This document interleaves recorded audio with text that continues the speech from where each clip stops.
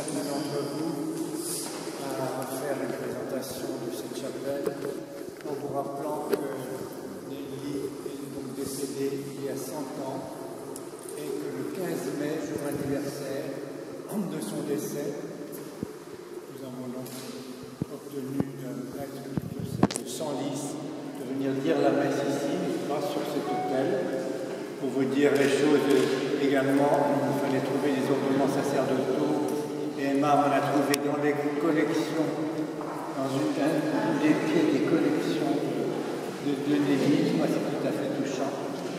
Et le sermon qu'il nous a fait sur la pérennité du souvenir de l'art, la pérennité du souvenir de l'art et des rapports humains, c'est tout à fait remarquable. Nous gardons un souvenir très vif de cette cérémonie.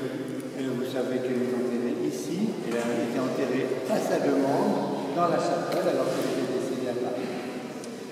Et donc, voilà la situation. Comme on dit, donc, cette statue qui est un petit peu à l'étrusque, si vous voulez, elle est allongée, mais en même temps elle se relève. Et curieusement, cette femme qui avait cessé de peindre depuis son mariage, Édouard André, quand il l'a accueilli dans son bel hôtel du boulevard Haussmann, qui était déjà debout, lui avait dit, c'est entendu, je vous aménage un espace entier pour que vous puissiez continuer à peindre avec un vitrage orienté côté nord. Et elle a dit, non, non, c'est fini, je ne peindrai pas. Donc elle a cessé de peindre, elle a eu une vie, pardonnez-moi, de femme du monde, n'est-ce pas? Elle a reçu avec son époux à l'hôtel Jacques Marmottet. Et néanmoins, l'Institut a décidé, c'est pas que la statue qui la représenterait, la montrerait avec sa palette à la main, prête à prendre au visage les uns après les autres. Il y a quelque chose de touchant pour ce visage rajeuni, ce regard qui enchantait tous ceux qui la voyaient. Donc je tiens à lui rendre hommage, nous devons lui rendre hommage, et il y avait donc le jour de ses obsèques, des gerbes de fleurs en son honneur, dont vous avez encore un ruban décoré. La deuxième chose que je voulais vous dire, c'est que nous avons donc engagé dans cette chapelle extraordinaire qui a été construite du temps de Saint-Louis, qui présente certains rapports avec la Sainte-Chapelle de Saint-Louis. Saint-Louis est venu à plusieurs reprises et il s'occupait beaucoup des moines, n'est-ce pas? Il servait les moines dans leur réfectoire, n'est-ce pas? Nous avons des peintures qui représentent cette scène qui se rappelle beaucoup les moines et les assistants. Et dans la dernière étape de la restauration intégrale de cette chapelle, nous avons pu prouver que les cours étaient des grisailles 19e siècle copiant les grisailles anciennes. Donc, il y a certains éléments en laboratoire, certains éléments qui environnent les trous du cœur qui sont véritablement du XIIIe siècle. Et si vous regardez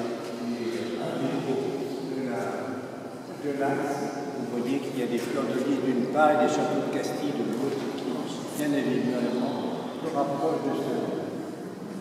Un dernier point, donc vous savez que cette chapelle a été du temps du cardinal d'Este, qui était un des commandataires de Chaly, qui a été décoré par le privatiste, le grand peintre italien venu à la cour de François Ier à Fontainebleau. Le décor qui a été restauré pendant 4 ans, n'est-ce pas, nous sommes venus avec un conseil scientifique dans les échafaudages pour regarder où on en était, parce que les peintures avaient été abîmées dans le bas et repeintes en partie par un élève d'Ingres qui s'appelait Balz. Et nous allions, avec les restauratrices, regarder, voilà, ces petites choses-là, on a retrouvé la fresque du XVIe siècle. Là, au contraire, c'est encore la peinture à l'huile. Et nous avons pu faire dégager entièrement toute la partie haute par l'atelier de restauration qui sont célèbres de la France, qui ont travaillé encore les dernières temps sur des quantités de chantier.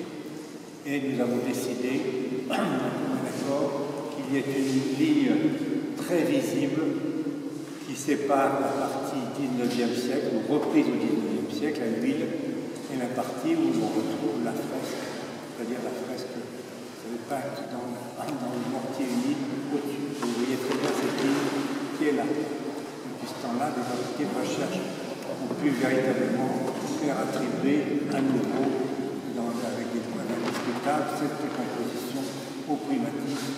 Et vous savez que c'est une réunion tout à fait extraordinaire, puisqu'on voit le Père éternel entouré de ses anges, des anges un tout petit peu androgynes, comme on a pu le faire au milieu du siècle, qui répond à la nouvelle extraordinaire de la naissance du Sauveur. Et la naissance du Sauveur va naître du message de l'ange Gabriel qui est ici, dans une fleur de lys à la Vierge Marie qui est sur le côté et qui est en train de lire des textes de l'Ancien Testament que nous avons pu identifier sur la page. Et puis cette succession d'architecture étonnante, au rond, et puis après ça, au contraire, des colonnades d'un palais derrière, on a pu les rapprocher à nouveau de certaines pratiques du XIXe siècle, qui ont été du XVIe siècle, dans une sacristie d'une grande église d'Italie, qui nous rapproche tout à fait de la source qui a été utilisée par le primatisme pour cette composition extraordinaire. Alors, un élément sur lequel je voudrais aussi vous faire penser, c'est que nous ne devons pas être ingrats vis-à-vis du mécène. Le mécénat de cette opération qui a coûté trop cher a été mécéné par un certain nombre d'entreprises, parce que la porte est fermée, vous voyez sur la plaque de cuivre à droite pour nous en sortant, mais je tiens à dire que l'une des sommes les plus importantes a été donnée par Generali, et que vous savez qu'Antoine Bernheim est mort il y a 2 jours. J'avais rencontré Antoine Bernheim bien des reprises, et apprécié le sentiment très fort qu'il avait de restauration des œuvres d'art, et je tiens, puisque nous sommes dans les anniversaires, Rousseau, Nelly, Antoine Bernheim. Voilà. Alors maintenant, nous rejoignons